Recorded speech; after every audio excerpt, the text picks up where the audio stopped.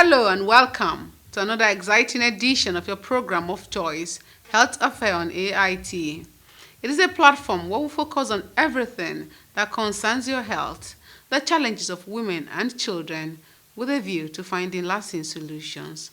I am your regular anchor, Oshuomowa Daniels.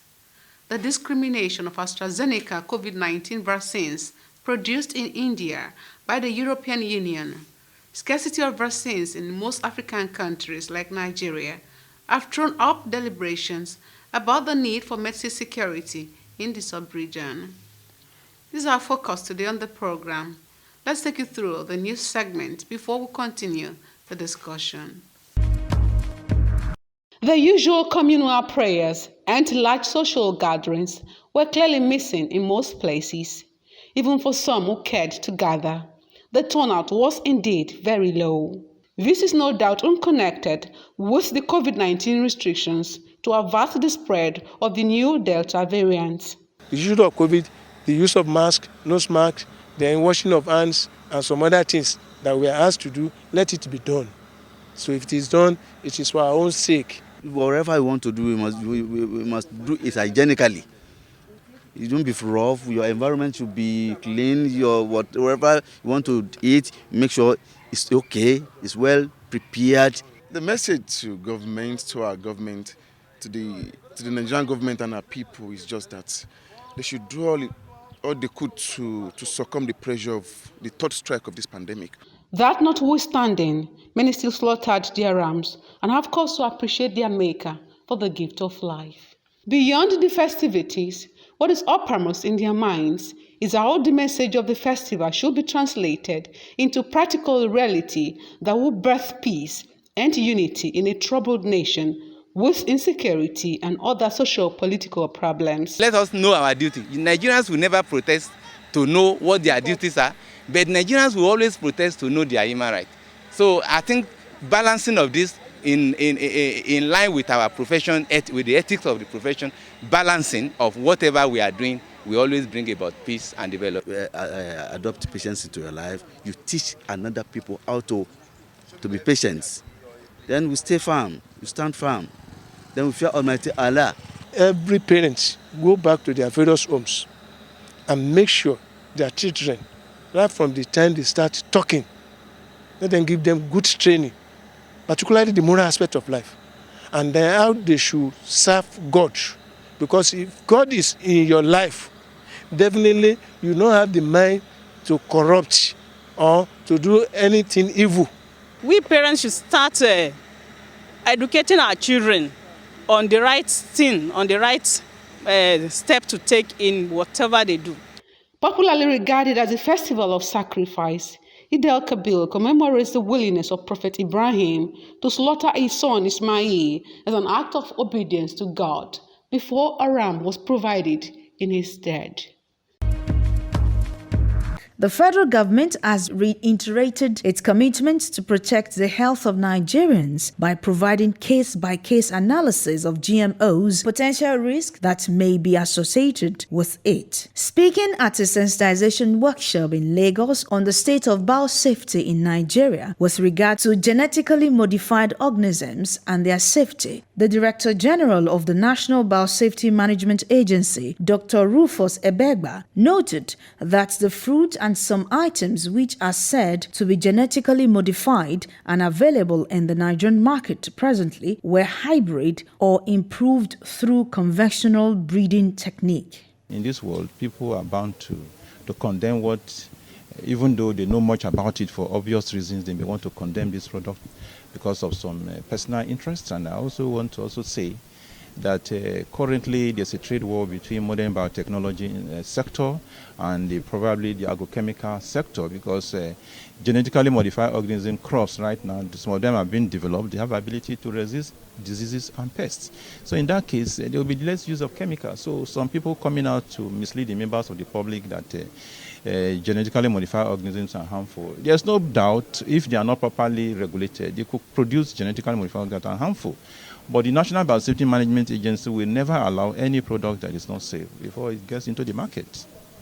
Rufus Egbegba said the agency has not been resting on its oars in ensuring that only safe and approved genetically modified seed and grains for food and feeding processing are allowed into the Nigerian market. We have been able to make proper, risk assessment on all the genetically modified organisms that we have released in this country. We can authoritatively tell you that none of them can cause any harm. And another thing, apart from that, globally, all the genetically modified organisms released, these have been, risk assessment have been carried out, and there have been a lot of speculation that GMOs cause this, but there's no scientific evidence. The regulation of genetically modified organisms is based on scientific evidence, and it's not by people just assuming that GMOs can cause this, GMOs can cause that. No. The modern biotechnology application is what has led to the development of genetically modified organisms. And this application is a very powerful tool which will be coming out with new products from time to time. So all allusions about genetically modified organisms should be properly verified before people come out into the media to mislead the members of the public. The National Biosafety Management Agency, charged with the responsibility of providing regulatory framework and institutional and administrative mechanisms for safety measures in the application of modern biotechnology in Nigeria, with a view to preventing its adverse effect on human health, animals, and plants. Trauma is pervasive in the community. And when we talk about trauma, I'm not just talking about somebody getting into an accident. I'm talking about emotional trauma. I'm talking about such high stress because of the things that we do. And everybody just says, oh, deal with it, or you'll be okay. There's rape. Just anything that has come to disrupt your life. Anything. Divorce. It could be you're living in a marriage that is very, that's domestic violence. It could be abuse of drugs. When you hear people abusing drugs, sometimes it's not because they want to abuse it. Sometimes it's just to dull the pain, of what they're experiencing. And so on this continent, in this nation particularly, we have to start thinking about mental health. Incidents related to trauma have been on the increase for some time in the country. This includes suicide, homicide, and drug abuse. Wife of the Governor of Lagos State, Dr. Ibijoke Sanwo-Olu, represented by Dr. Layinka Jibuna, says the Babajide Sanwo-Olu administration takes the health and general well-being of residents seriously and will do all it takes to ensure their wellness. Health expert at the forum highlighted the need for traumatized individuals to seek expert for counseling in a society constantly under untold pressure. My young girls and boys, when you go to school, many of them are coming from dysfunctional homes. You understand? They can't talk to anybody. They are not doing well in school, but nobody understands what they are going through. Everything is not going to take medication. By the time we put them through, counseling, they will be fine. And then, so many people think that everything I need is just go to church and pray, God heal me and all that. There are some few things you need to do by yourself, and you're going to be fine. The change maker, president of ROTARY Club, Olawole Hassan, has promised to invest in a safer and cleaner environment in Ogun State. Olawole was speaking on Saturday, 17th July 2021, during a tree planting exercise with his team at Ilo Awela Road in Ota, Ogun State. With the devastating effect of climate change and global warming on human lives and food security, the president and his team noted that environmental protection is one of the critical focus of Rotary Club International. Tree planting is one of the items under the Save the Planet project of Rotary Club International. Rotary Club International has 7 areas of focus. So one of it is what we are doing today. Tree planting to ensure that we have safe environment, to work on the climate change challenges, and to ensure that the environment is greener and more conducive for living. So the projects for this year under environment protection or Save the Planet is Ilu Awela. So our planting will be concentrated on Ilu Awela this time around. Maintenance is part of the issues that we have looked at. Rotary projects are always looked after execution. So we have entered into discussions with the horticulturists that are planting so that they can also ensure that they are maintained. Because the tsunami wants to cover Lagos and Ogun State. So our target is to plant 50 trees in the old Lagos and Ogun State. And planting trees gave us good health. One important thing of the plants is that they bring out oxygen, which is very important to the society. And ROTARY already made it mandatory to actually plant trees to save the environment. To help curtail the spread of the Delta variant of coronavirus, the Rotary Club of Ota also has planned for an enlightenment campaign and support for the people of Ogun State. Last year when it was very terrible, we assisted the local government by distributing sanitizers, gloves, food materials, and the likes. This year, we are also looking at ensuring that we provide such facilities too, and the hand washing equipments or hand washing materials to public spaces that can assist in solving the COVID-19 issue. Regular seminars, education materials, and all those things are usually part of the suggested approaches that we are using. For several years, Rotary Club has served humanity through support for education, provision of clean water, sanitation, hygiene, disease prevention, environmental protection, promotion of peace, and support for local economies. Figures presented by the Lagos State government show that no fewer than 100 Lagosians now test positive to the deadly virus on a daily basis. The government has also pointed out that of all the positive cases, none of the infected persons had received the vaccination before contacting the virus. More worrisome, according to some experts, is the growing disregard for the basic preventive guidelines. The Delta variant is known to be more deadly and causes more infection and transmits from people to people much faster than the original one. And for what we have seen in India and other countries where you find the virus, we don't want to have that kind of experience. And that's not in the hand of government alone.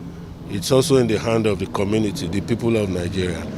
And we have to go back to using those MPI. To make up for the gap in vaccines provision, the Director General of the Nigerian Institute of Medical Research said the institute has started experimental vaccine development. 4 weeks ago, we had a result of our animal trial, which was not successful, and we had to start all over again.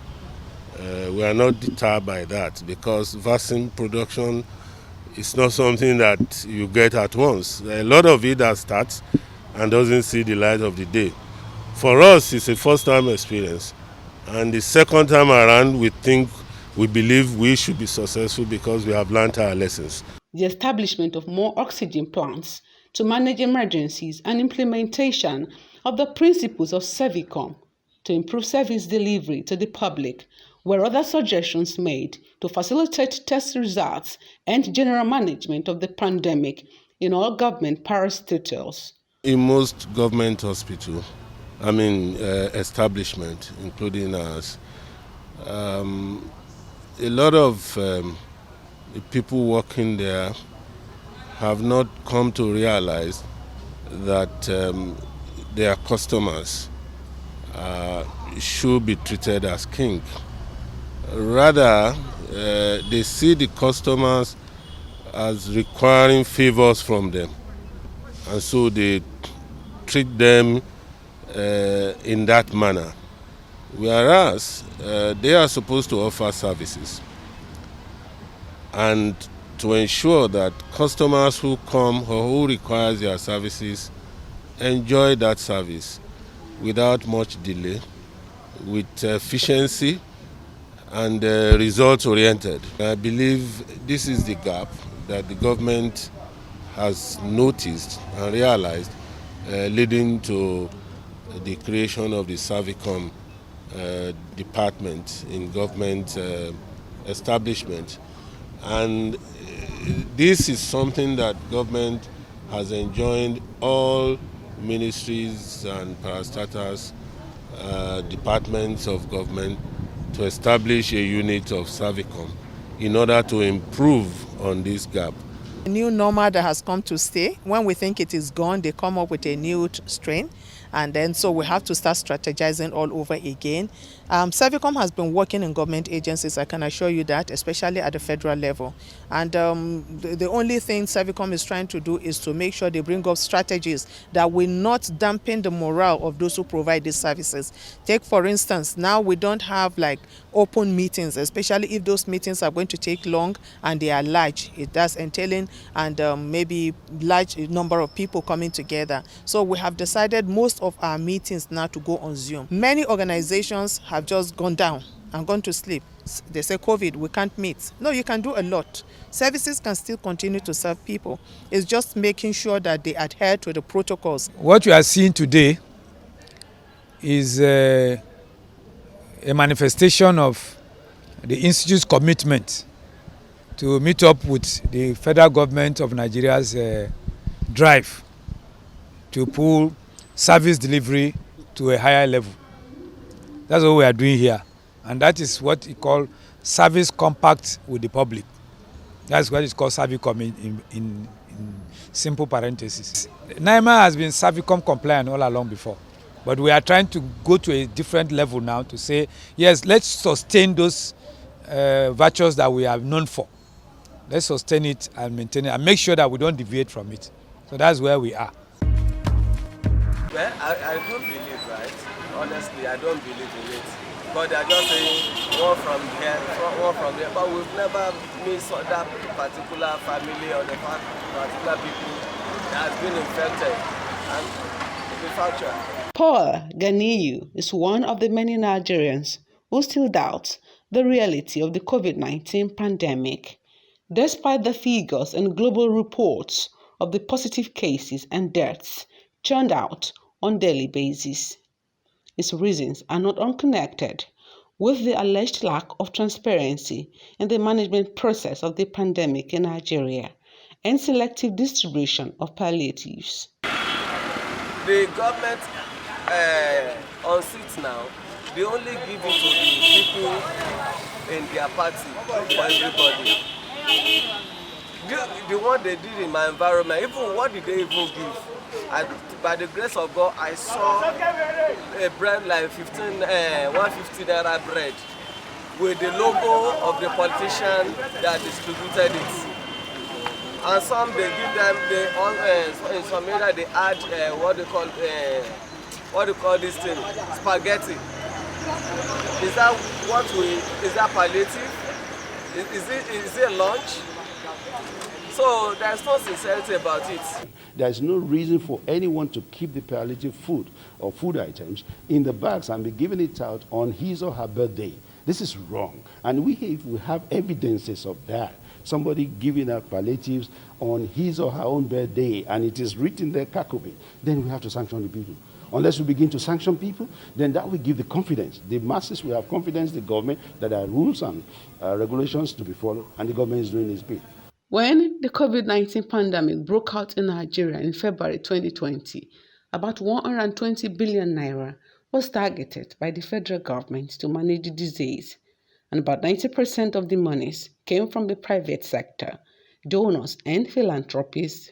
As Nigerians prepare to face the third wave of the pandemic, there are deliberations on how well the nation has fared with the allocated funds. You also remember that there was a time when the federal government doled out 1 billion to each of the states, including states that kept saying there was no COVID. So what are they using the money for?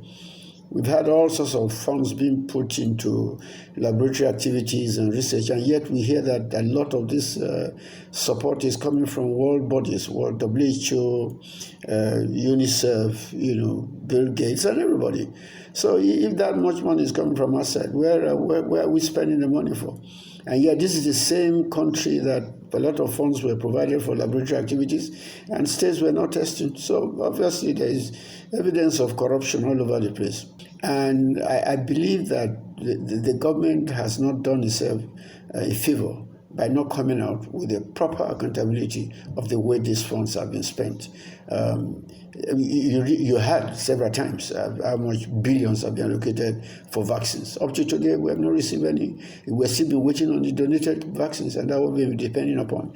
I think all evidence point to the fact that there's been massive corruption in the COVID funding. It's left for the government to prove it to itself that there was no corruption. For some, the expansion of the pooled COVID-19 funds on temporary public health and clinical care measures does not portray a nation concerned about strengthening its healthcare system beyond the pandemic. We're having other problems. We're not even taking care of them.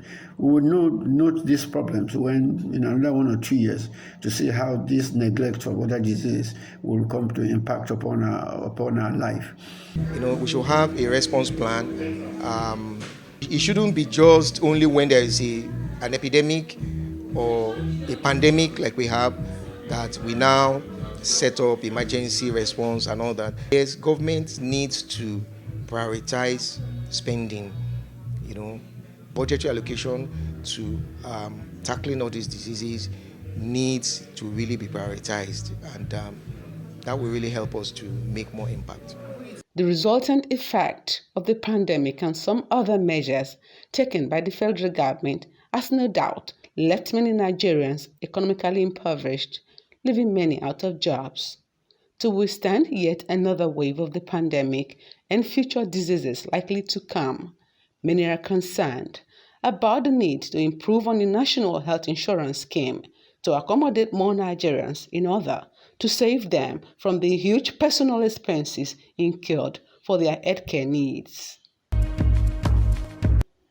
The Association of Industrial Pharmacists of Nigeria, NAIP, is a technical arm of the Pharmaceutical Society of Nigeria, PSN, and the professional body of all pharmacists in the industrial sector in Nigeria, having over 300 companies as corporate members.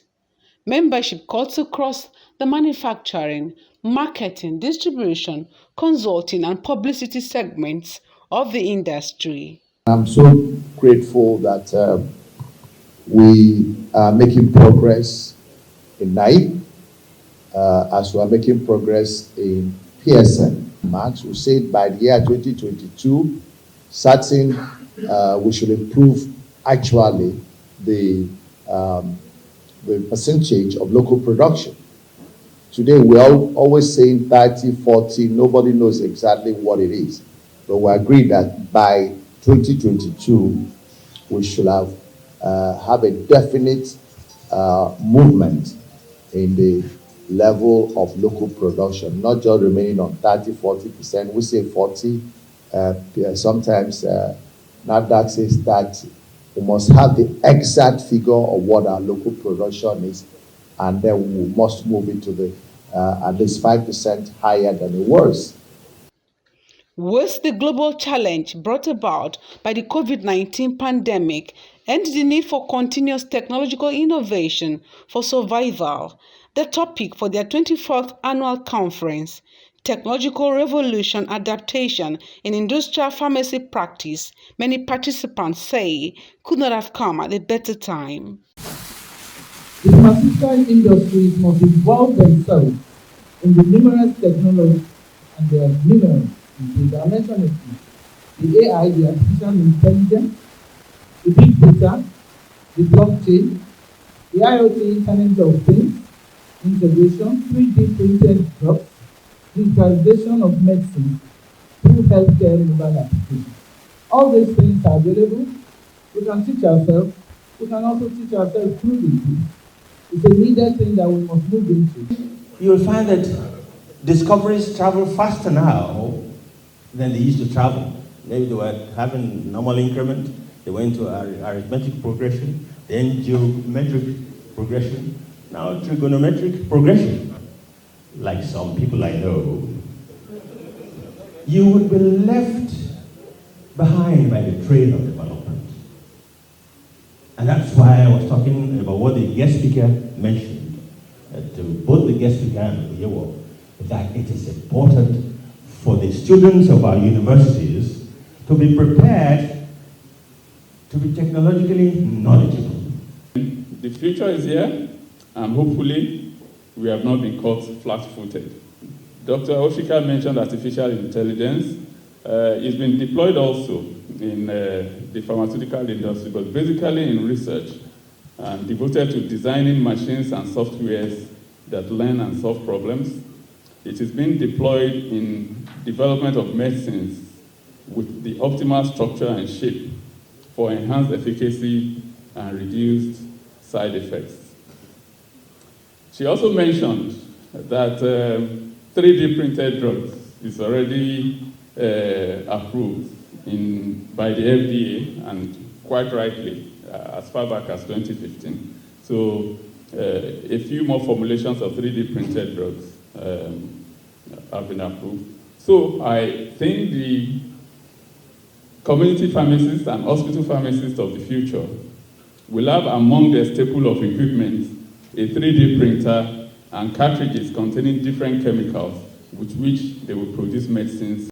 The plenary section witnessed the unveiling of 2 new pharmaceutical products by the association. Can we put our hands together for these amazing products? Those 2 products are ready: NAIP, a cough tincture, and Penan, an antimicrobial, antipruritic topical preparation. The grace of God, by September is going to NAIP for listing. Okay, by Q1 of next year, max Q2 of next year, if we are successful at NADA, it is going to be in the shelves. It's going to be in the hospitals. So what we want to do is in the next 3 or 4 years to have about 20 of such products developed in Nigeria. Launch of the new product, that's taking the NAIP to a new level. We're talking about the Industrial Association of Industrial Pharmacists of Nigeria. So what we intend to do now, we're going to reach out to more members, and we have to change the state of our association to take the lead in the pharma industry. Very impressive what NAIP has been able to do to bring the issue of industrial pharmacy practice to light and to show the need that we need to emphasize what we're doing locally and encourage growth within the local pharmaceutical sector by strengthening pharmaceutical practice. So it's really very uplifting, and I congratulate all NAIPians for a very successful conference. High point of the event, ECO 2021, which started on the 13th of July at the sophisticated Marriott hotels in the heart of Ikeja GRA, Lagos, was the election of new executives to run the association for the next few years. Today, we are celebrating a lot of things. And those things were things that we are yearning for attention. Okay, so I saw them as opportunities, ways to improve our professional body, and ways to improve our technical arm of the professional body. So it's been very, very interesting over the years. A lot of hard work because we dug in and we are working assiduously. And what you see today is like the product of all those years of work. Okay, so NAIP stature has improved a lot. Our brand equity is high. We have mobilized our members. You can see a lot of people, coming in. Those are intangibles that you can't feel. The fact that you have a whole number is like an army of pharmacists now in industrial pharmacy willing to take up, new challenges and all of that. So for me, that's a huge legacy because manpower is utmost. The Pharma Park initiative, in that initiative, we have secured 100 hectares of land from Ebonyi State government to build this Pharma Park. Actually, we have also received the CFO. So the next thing we are going to do is to go to Ebonyi and start to develop the park. So that's one thing everybody can point to. I feel excited. I feel highly elated that my colleagues gave me their votes to lead them in the next 2 years or thereabouts. The current administration has done exceedingly well, honestly, that we are proud of them. And it is my intention that by the special grace of God, I will continue from where they stopped. There are quite other innovative programs they have started, and we are going to look at them and make sure that they are well executed. Of course, in the industrial sector, we have our challenges. We are going to form what I'm going to call a collaborative effort with all the major stakeholders. And when I talk about major stakeholders, I'm talking about relevant stakeholders like the NAFDAC, Pharmacists Council of Nigeria, PMG man. We are going to sit down and see honestly what we can do to address some of the challenges and move forward. The 4-day event ended with a closing dinner and awards for individuals who have distinguished themselves in the pharmaceutical sector.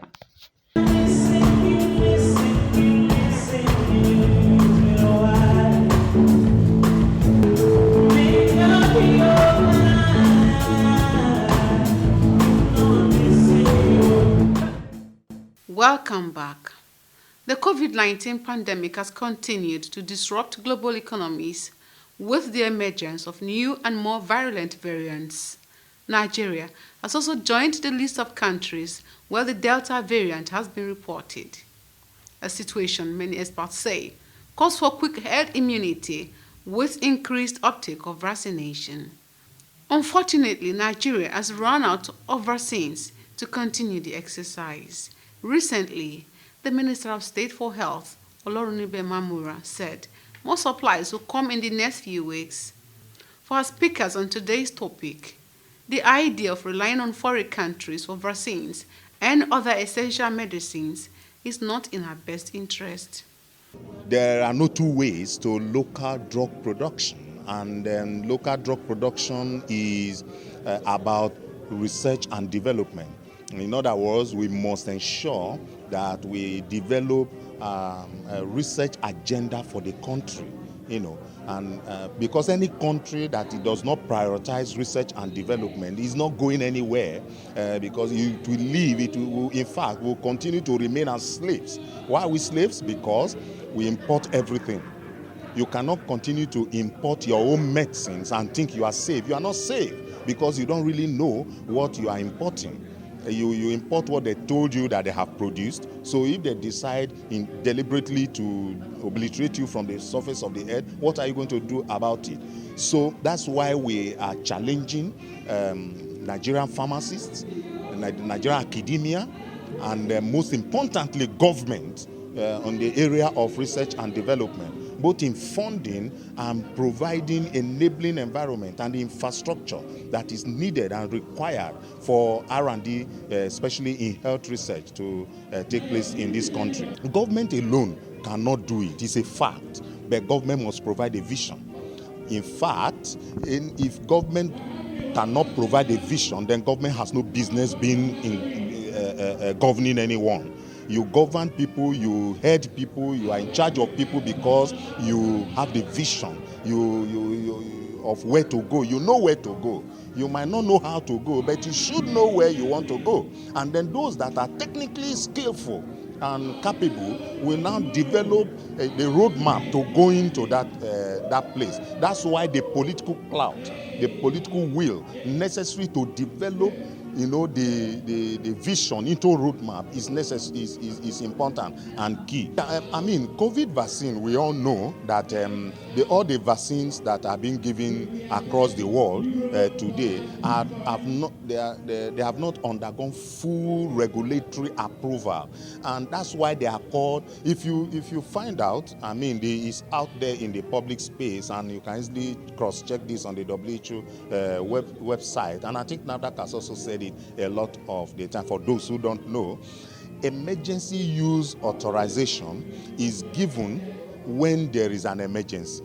COVID-19 is an emergency, so countries did not wait for the COVID-19 vaccines to go through the full spectrum of assessment by drug regulatory agencies before approval is given. So every COVID-19 vaccine that you are seeing today is under emergency use authorization. So if I call it experimental drugs, because vaccines are drugs, every vaccine that you see is a drug. So the implication is this: if anything happens, you are on your own. I mean, if you check the vaccines that countries are taking, countries indemnify the companies. What does that mean? It means that you have to sign that if in taking this vaccine to your country, there are problems that come out as a result of the use of these vaccines in your country, the companies will not be held responsible. That's what it means. You see, okay? And we know that when a drug goes through the full spectrum of its development and it finally gets approval from the regulatory authority, no country, no individual will indemnify you, because you have signed that what you are giving to the public is good, it is going to do what it's supposed to do, it is safe, okay? So, but because the companies have not finished developing these vaccines, because, and I repeat, because these companies have not finished developing the vaccines, but the world says, we want it, even though you have not finished, we want it because this is an emergency, people will die, then the company say, okay, then you have to sign that if any problem comes out, you will not hold us responsible. That is what it means. Okay, so it is important for us to know this. We should be truthful about it so that you know. We took the vaccines, but we know that if you took the vaccine and you die, you die. And if you are safe, you save. So there are no, but that is not the emphasis. The emphasis for us that we have the skill to do all of this, to develop our own indigenous products for all these ailments, including COVID-19 in Nigeria. So we did not need to wait for anybody to give us any foreign product. If we did our homework well, if we have the infrastructure, if we have the support, if we have the necessary political will that is required for us to do our own products. I give you an example. The National Institute for Pharmaceutical Research and Development, we came up with a product called NAIP. We got it listed with NAFDAC, and we have evidence that it is useful in COVID-19. But as I'm talking to you today, Thailand is officially using that product as a tea for COVID-19. Okay, so the point I'm making and I'm emphasizing is local drug production and support and prioritization of research is very key and is important. Otherwise, we are not secured. And the insecurity from lack of local drug production, lack of local R&D is worse than the insecurity from banditry that you are seeing. Okay? Oh yes, because that is why do you think countries are afraid of biological weapon? What's biological weapon? Imagine, we import everything. We import all our APIs. We import all excipients. Imagine if some biological agents, weapons, are sent to us as drugs. Right? So, if we love ourselves, COVID-19 has made it clear to us that we should develop our country by developing our own resources. Let me finally make this point. Every ailment that you have in your environment, the cure, the solution to that ailment is in your environment. If you don't know it, you are either lazy or you are ignorant. It's all about research. The vaccines that we're using today, they are a product of research. We have so many pharmaceutical research institutes based in the universities. If we can get these institutes based in the universities properly equipped, we have the manpower to come up with our own solutions to impending problems. And we must always remember that COVID is teaching us a lesson. Other countries, India, China, can lock their doors against us. And since we are an import-driven economy, then it means that we do not have medicine security. So the only way to look is inwards. The federal government gave matching orders to NAIP, that's the National Institute for Pharmaceutical Research and Development, to go inwards and produce medicines for COVID-19 from herbal sources. And I know that NAIP is working very hard currently to ensure that they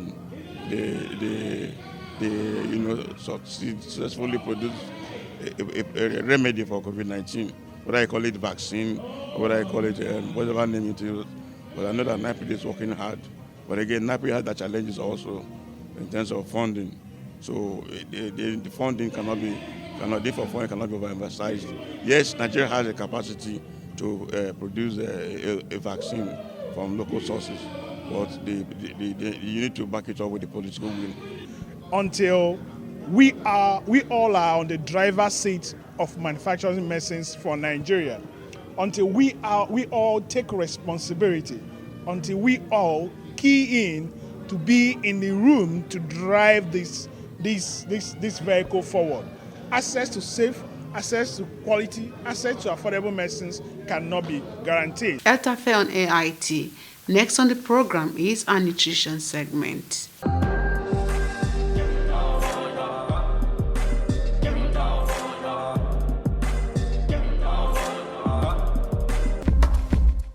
The cashew family is a group of about 600 species of plants.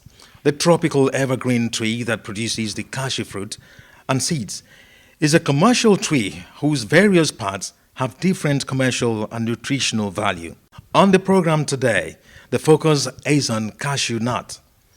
The cashew nuts, when roasted properly, make a delicious nutritious food containing large amounts of fats, protein, carbohydrate, vitamins, minerals, and antioxidants for optimal systems in the body. 100 grams serving of cashew nuts contains 553 calories of energy, 43.85 grams of total fat, which is 56% of recommended daily value, 30.19 grams of total carbohydrate, representing 11% of the recommended daily value, 3.3 grams of dietary fiber, which is 12% of recommended daily value, 5.91 grams of sugar, 18.22 grams of protein, 37 milligrams of calcium, 6.68 milligram of iron, 292 milligrams of magnesium,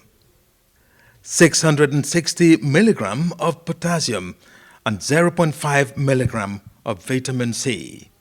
The magnesium content in cashew nut helps to regulate blood pressure, while the antioxidant content helps to protect the heart as well as prevent cardiovascular diseases. Our clinical segment is insightful. We bring health consultations and diagnosis closer to you.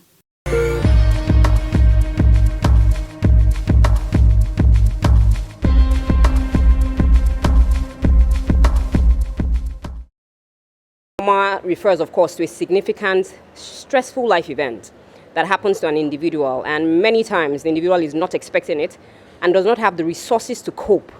Human resources, cognitive resources, emotional resources to cope with that problem at that time.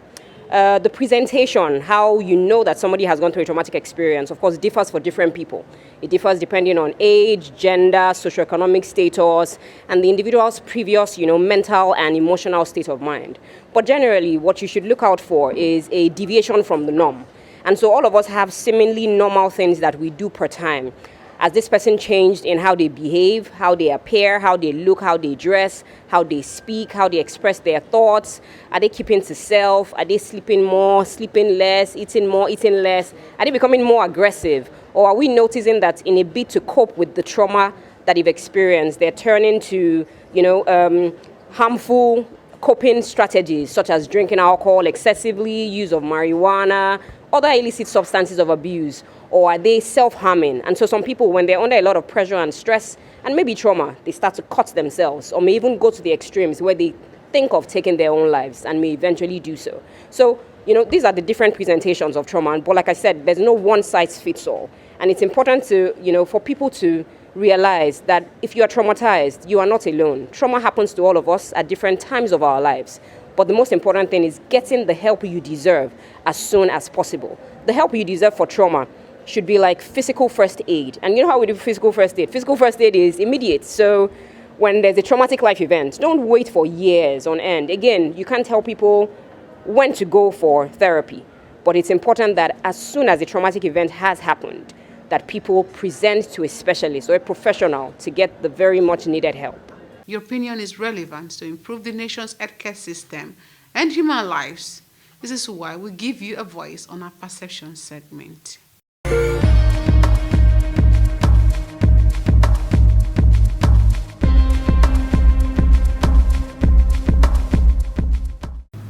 How can those that are not yet into hypertension, how can they stop it? How can they prevent it? We say by measuring their blood pressure. My mama in the village, how will she measure her blood pressure when she has not even gotten enough food to eat? When there is no primary health clinic, like you have said.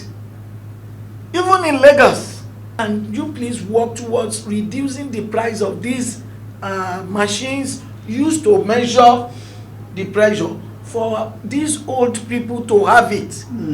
This is where we draw the curtain on the program today. Thanks for staying with us. Please endeavor to join us same time next week for another interesting edition of the program. My name is Oshuomo Daniels. Please keep staying safe.